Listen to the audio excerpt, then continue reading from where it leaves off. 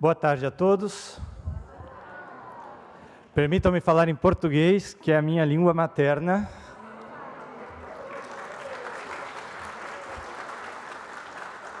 E como sabemos também de uma boa parte dos participantes desse congresso. Apesar de que me custa muito, vou ter que ler para ajudar os tradutores. Como sabem, o programa do nosso congresso está dividido em 3 sessões. Aqui vocês perceberam, né, no programa. Na primeira falamos em geral da igreja e os idosos. Na segunda concentramos a nossa atenção na relação família com os idosos. E nesta terceira e última sessão estamos falando da vocação dos idosos. Ou seja, do especial chamado e missão que os idosos têm dentro da igreja e da sociedade, como acabamos de escutar. Assim a gente tem um panorama completo, né? Temos a possibilidade, no início se falava, não, mas estamos falando só de uma dimensão, aquela mais assistencial. Não, estamos falando de todas as dimensões. Agradeço pela palestra de Sua Eminência Cardeal José Tolentino de Mendonça, que introduziu a reflexão sobre este tema. Minha tarefa é agora aprofundar em uma dimensão específica da vocação dos idosos, ser raiz, memória viva, guardiões e transmissores de uma herança fundamental para a vida do povo de Deus no meio dos povos da terra.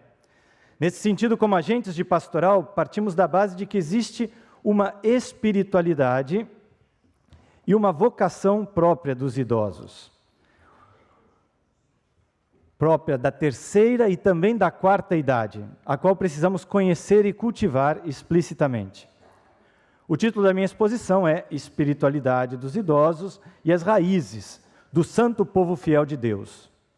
Esses são temas muito queridos ao Papa Francisco e se poderia falar muito sobre o assunto, mas tentarei ser sintético, dividindo a exposição em 5 partes. Assim vocês vão controlando se eu já estou terminando ou não. A espiritualidade dos idosos, os idosos como raízes do Santo Povo Fiel de Deus. Dentro dessas raízes, vou falar especialmente sobre a espiritualidade popular, dentro de uma perspectiva teológica muito latino-americana, e as raízes também da sabedoria popular dos idosos. E faremos uma pequena conclusão com uma imagem bíblica. A espiritualidade dos idosos. O envelhecimento da população mundial, já tantas vezes mencionado neste encontro, tem levado alguns teólogos e agentes de pastoral a se perguntarem pela espiritualidade específica que acompanha este processo. Segundo, por exemplo, Leo Carrer, em seu livro Fé que Amadurece, um teólogo alemão, Espiritualidade na Velhice, a espiritualidade, que é sempre um conceito difícil de se definir, tem a ver com um processo vital, pelo qual cada ser humano procura criar uma relação significativa consigo próprio, com o seu semelhante e com o meio ambiente. Tem a ver também com a experiência de sentido ou de falta de sentido que cada um realiza na sua vida pessoal e comunitária. Desta forma, normalmente vem associada com a experiência religiosa, embora possa existir uma busca de espiritualidade dissociada da relação direta com Deus. A fé e a religião, ou seja, muitas vezes há essa dissociação, por exemplo, nas experiências esotéricas. Seja como for, cada etapa da vida pode ser associada com buscas diferentes de sentido e experimenta variações na sua relação consigo, com os demais, com o ambiente, com Deus e com o sentido da existência.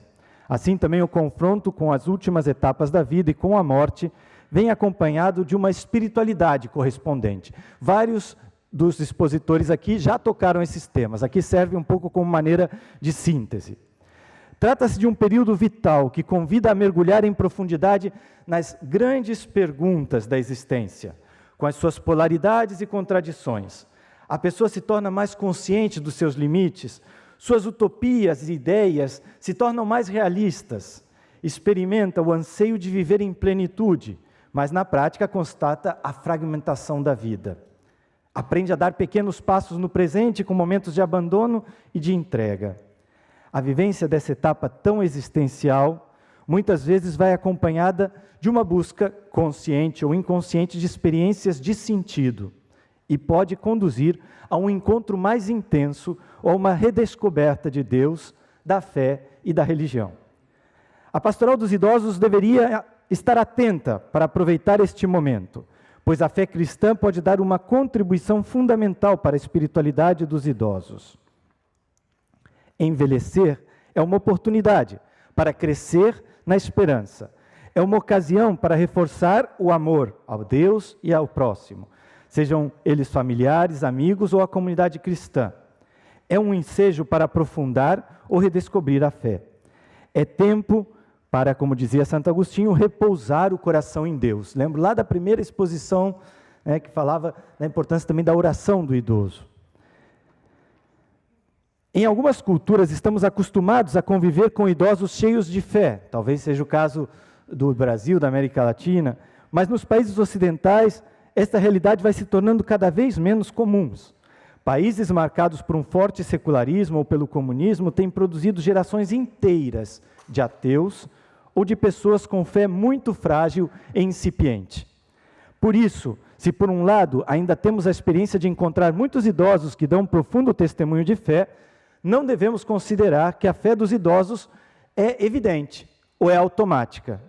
Sua espiritualidade, na verdade, precisa ser cultivada, constantemente aprofundada e até mesmo descoberta. Lembro-me ainda, como seminarista, ter acompanhado um ancião moribundo que me dizia com pena que era ateu e que gostaria de ter fé, porque seria mais fácil viver esse momento, mas não conseguia acreditar em Deus. Nunca mais esqueci essa forte experiência e que é cada vez mais comum. Portanto, a boa nova de Jesus vale também para os idosos. O Senhor quer encontrar-se pessoalmente com cada um, manifestando-se a eles como Salvador, dator de sentido para as suas vidas, convidando-os a segui-lo como discípulos e missionários. O confronto com Jesus crucificado ajudará no confronto com as muitas cruzes pessoais e familiares.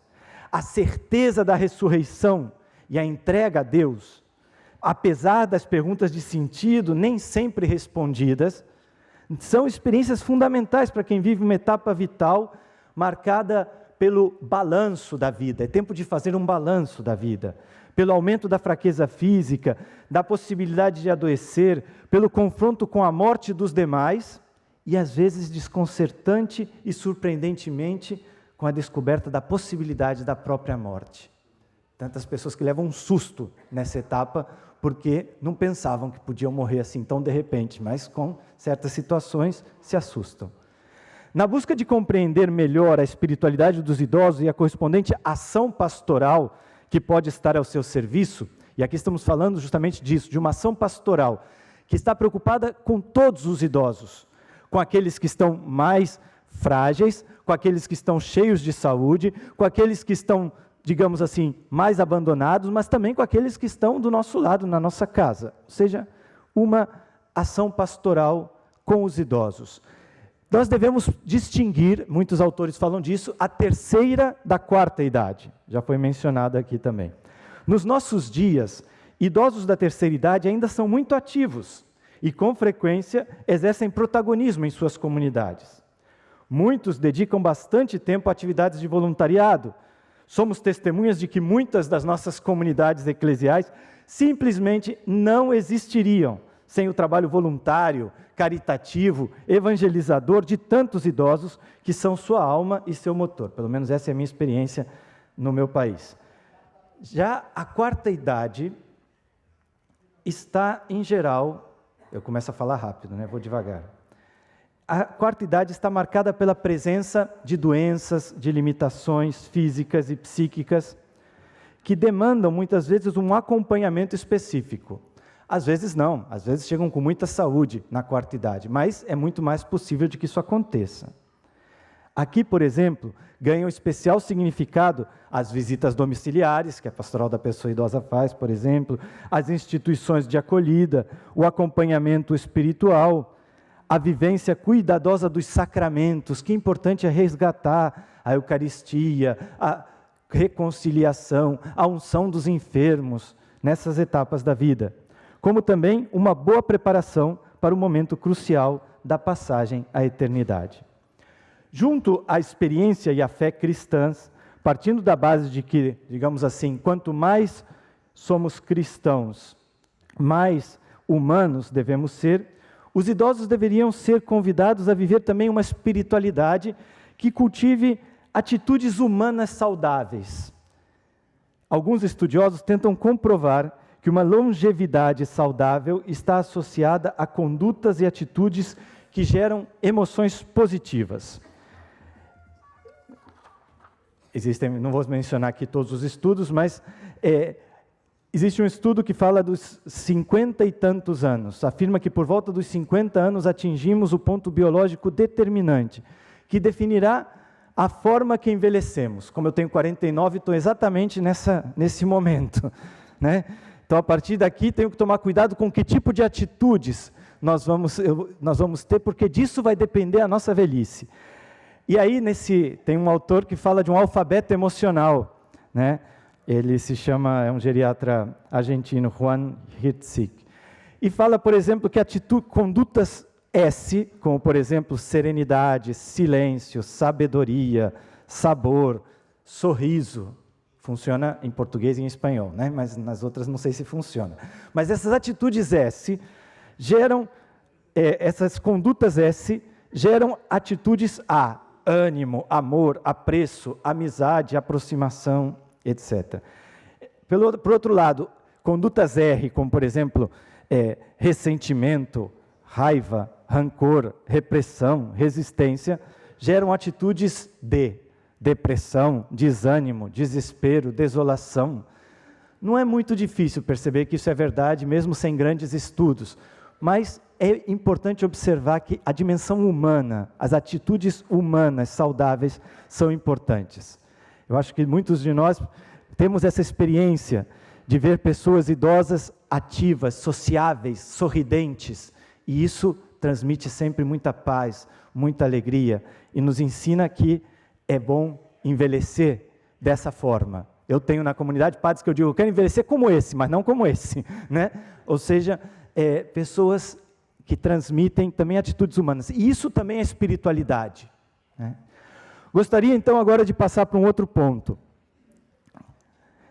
Os idosos, raízes do santo povo fiel de Deus.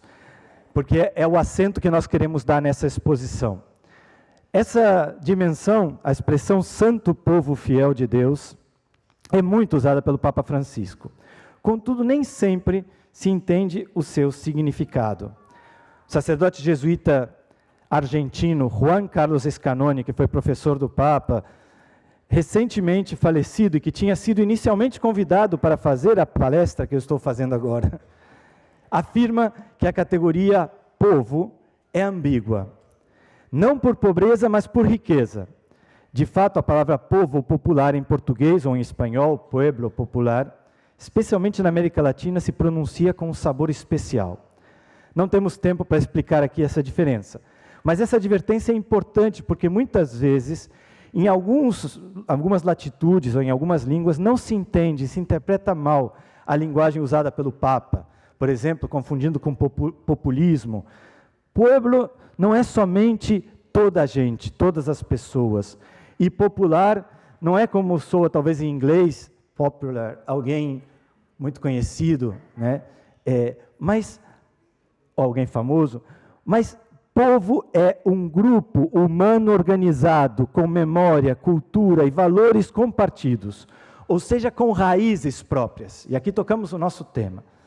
O povo é o sujeito comunitário de uma história, com experiências concretas, consciência coletiva, projeto comum, que nem sempre vai explicitado, e de uma cultura entendida como estilo de vida, como um núcleo de sentido último da vida, com símbolos e costumes que o expressam, estruturas e instituições políticas e econômicas que o configuram.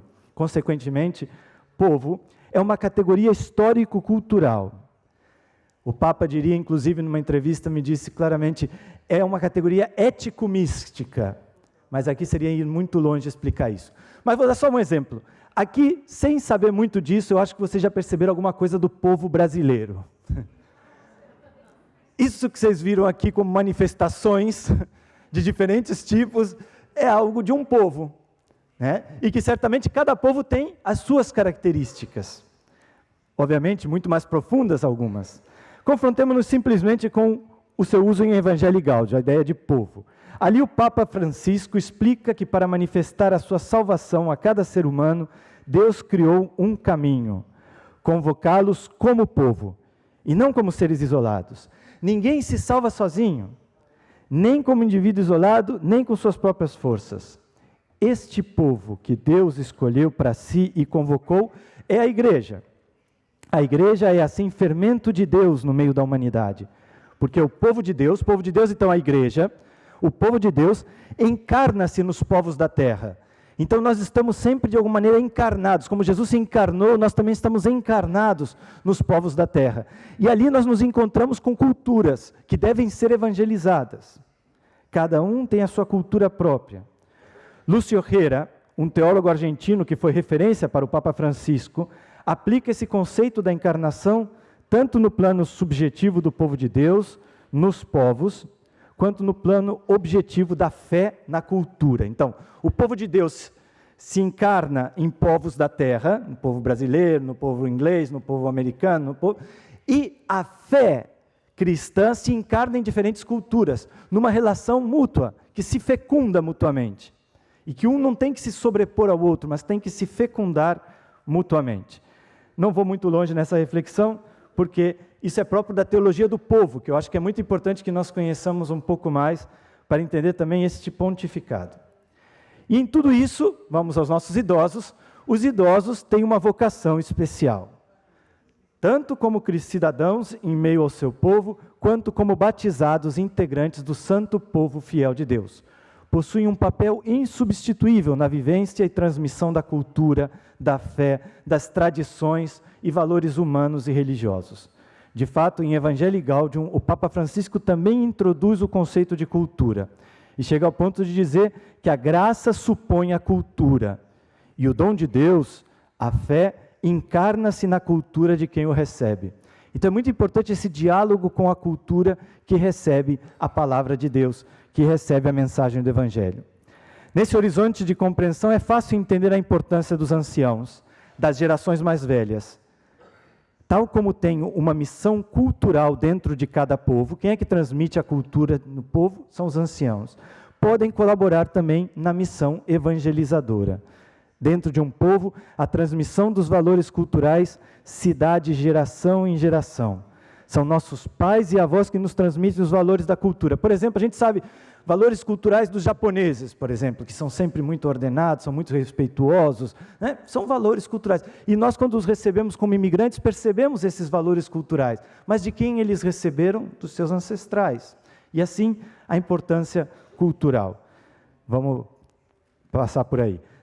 Talvez agora, só para falar da importância, rapidamente, um testemunho muito pessoal. Uma vez, posso precisar o momento em que me dei conta da importância da transmissão da fé, enraizada nos mais velhos. É algo muito simples, mas era o segundo domingo de maio, que no Brasil se celebra o Dia das Mães. E me tocou fazer a homilia na missa das crianças. Então eu estava na missa e estava cheio de crianças assim na frente. Me atrevi a perguntar, eu ainda era diácono, nem padre ainda era. Num esforço de captar a atenção das crianças, me atrevi a fazer aquela pergunta em alto e bom tom. Vocês rezam, crianças? Sim, aquele coro. E com a intenção de fazer uma homenagem às mães presentes, eu continuei. E com quem vocês aprenderam a rezar? E o coro foi unânime. Com a avó. Eu queria escutar com a mãe, mas escutei com a avó, porque é a avó que transmite, hoje, cada vez mais, o ensinar a rezar. Bom, aí eu corrigi e falei, claro, a avó é mãe duas vezes, então tá bom. Terceiro ponto, as raízes da espiritualidade popular. Na sua exortação Christus Vivit, Papa Francisco usa uma bela imagem para se referir a essa vocação dos idosos. Justamente todo o capítulo 6, ele se chama Jovens com Raízes. E diz, porque é impossível propor aos jovens construir um futuro sem raízes, como se o mundo começasse agora. Deixo para vocês lerem, número 179, muito bonito. Os anciãos têm então a vocação de ser raízes para as novas gerações. Raízes históricas e culturais, mas também raízes existenciais. Os jovens precisam de fundamentos firmes para crescer, pois sem essas raízes fortes não conseguem estar firmes na vida. Não têm onde se firmar, se agarrar a valores e convicções, facilmente se desenraizam e se extraviam.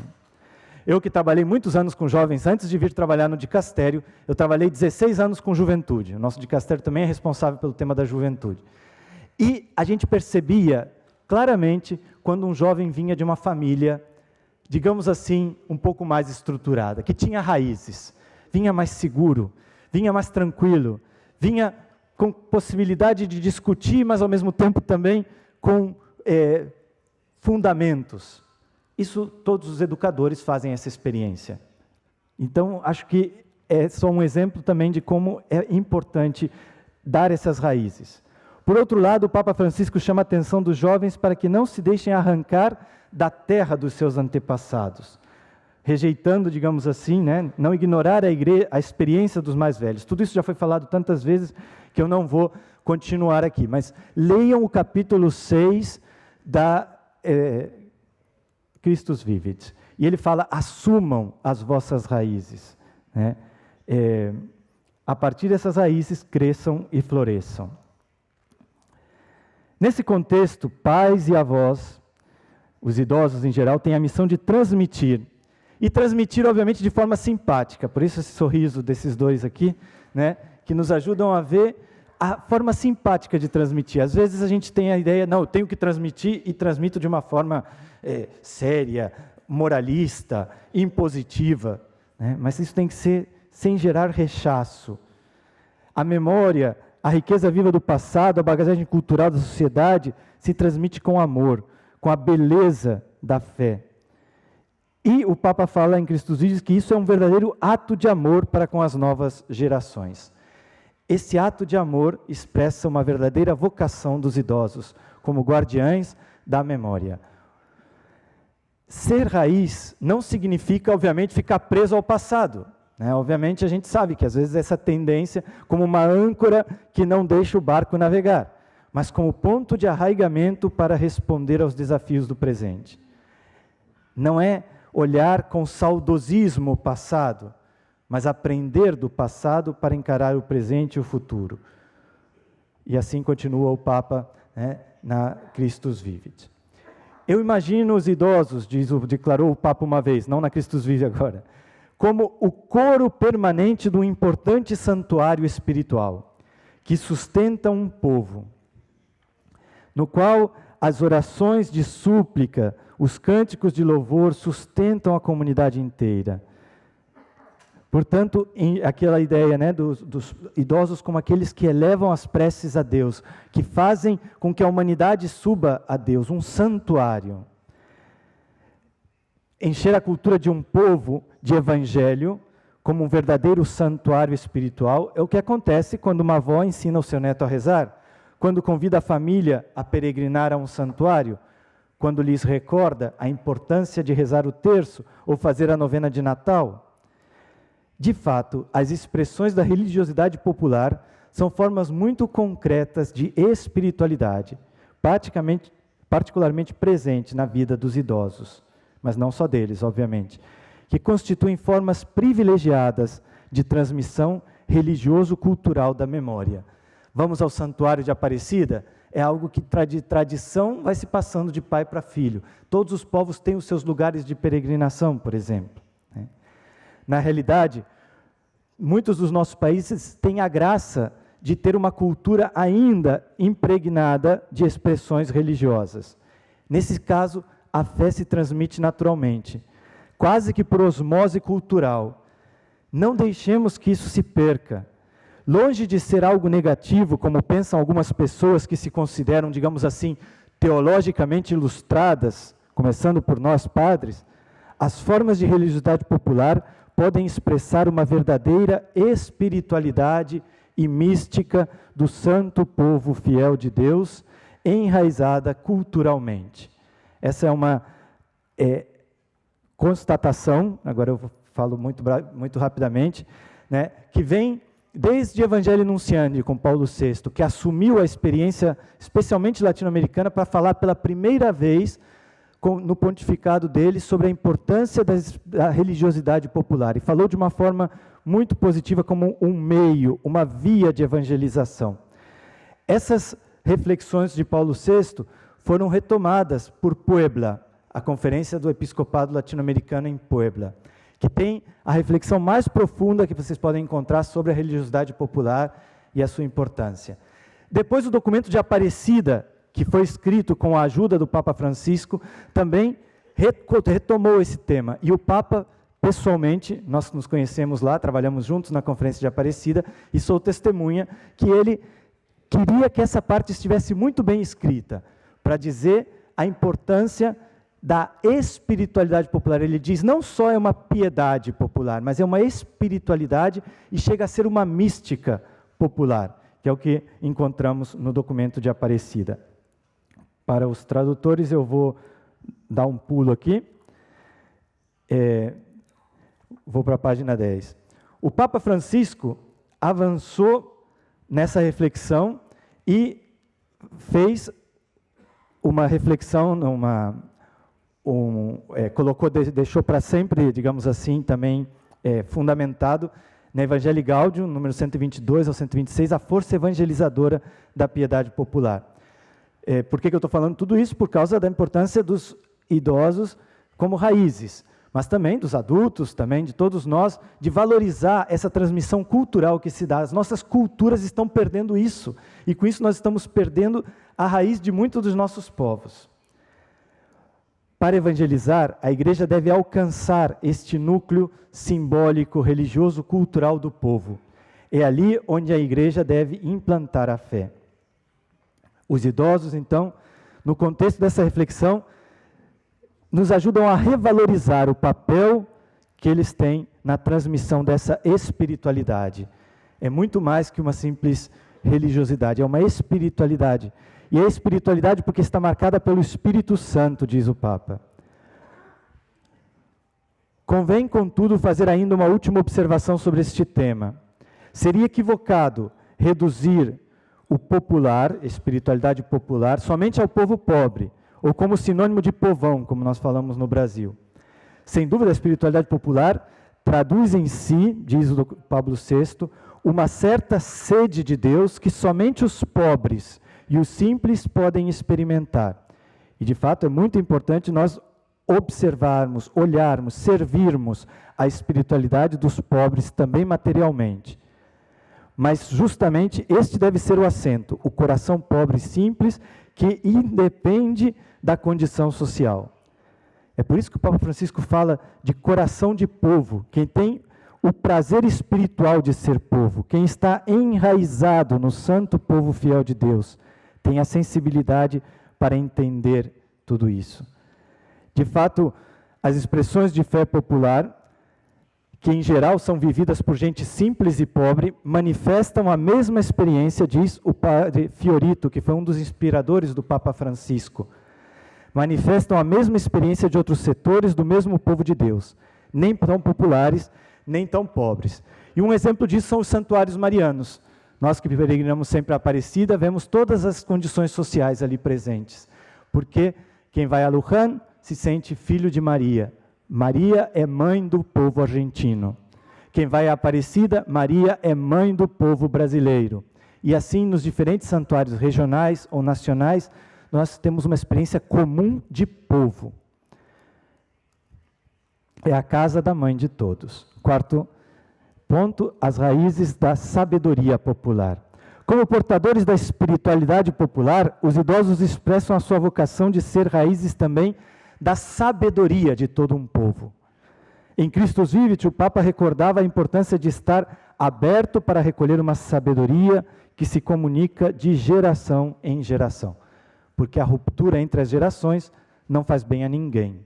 E isso já falamos aqui também, o tema do diálogo intergeracional, que Maria Votti falou e fez uma reflexão muito bonita.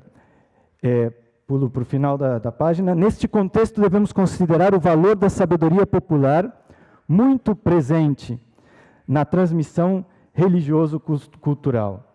É uma oferta de sentido e fruto de uma sabedoria vivida.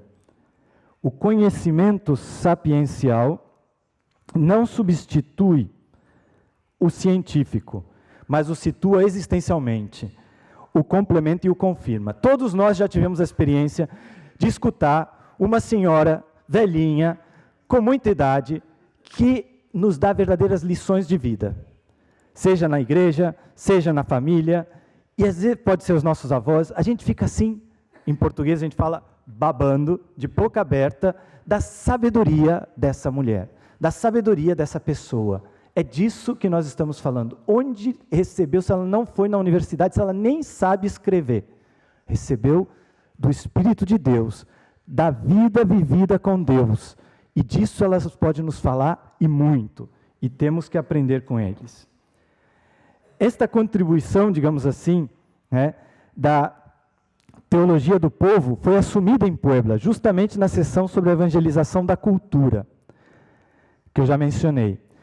Em primeiro lugar, e das 5 características da sabedoria popular, eu vou só mencionar para não cansá-los. Depois os textos, todos aqueles que leram os seus textos vão ser disponibilizados nos próximos dias, nas próximas semanas, pelo menos, no nosso site, quando recebermos a versão final. Mas 5 características da sabedoria popular, como aparecem em Puebla. Pensem naquela senhora que vocês conhecem. A sabedoria dela é contemplativa, surge da contemplação. É uma forma de humanismo cristão, porque ela está falando de uma experiência humana, que também é religiosa, e por isso se expressa muitas vezes na religiosidade do povo. É uma sabedoria que é capaz de fazer síntese vital, ou seja, de unir vários elementos da vida. Depois eu vou falar sobre isso. E que tem um certo instinto evangélico, que nós chamamos muitas vezes também de sensus fidelium. Gostaria de destacar essa capacidade de síntese vital do pensar popular católico, que às vezes a gente não entende. Quanto mais a gente estuda teologia, às vezes mais longe a gente fica desse tipo de pensamento. O pensar popular sapiencial é capaz de unir Cristo e Maria. É algo que não é difícil para essa forma de pensar orgânica, unitiva do povo de Deus, por exemplo. Por isso, o Puebla indica que Maria é o ponto de união entre o céu e a terra, e sem ela o Evangelho se desfigura, se transforma em ideologia, em racionalismo espiritualista, e assim vai. Às vezes é difícil entender por que as pessoas que têm sabedoria conseguem unir as diferentes dimensões da vida. Unem, por exemplo, a contemplação à ação, o compromisso à devoção, a hierarquia ao povo de Deus, Cristo a Maria, a salvação e a libertação. Mas numa síntese vital que é um propulsor insubstituível da ação pastoral. E o fazem com instinto evangélico, sem ter estudado, mas parece que naturalmente elas percebem isso. Os anciãos, diz o Papa Francisco, são um reservatório de sabedoria, e por isso nós devemos respeitá-los nessa sua vocação e missão. Último ponto. A modo de conclusão. Maria Isabel, imagem feminina para uma pastoral dos idosos. Gostaria de concluir a presente reflexão com uma imagem bíblica. A jovem Maria de Nazaré, assim que se tornou consciente da sua missão, não duvidou em levantar-se e partir apressadamente. Aproveito para dizer que esse é o lema da JMJ em Lisboa 2022. Maria se levantou e partiu apressadamente. Para quê? Para servir a sua prima idosa Isabel. E esta, por sua vez, não considerou a sua idade um impedimento para se fazer protagonista e cumprir a sua vocação no plano de Deus.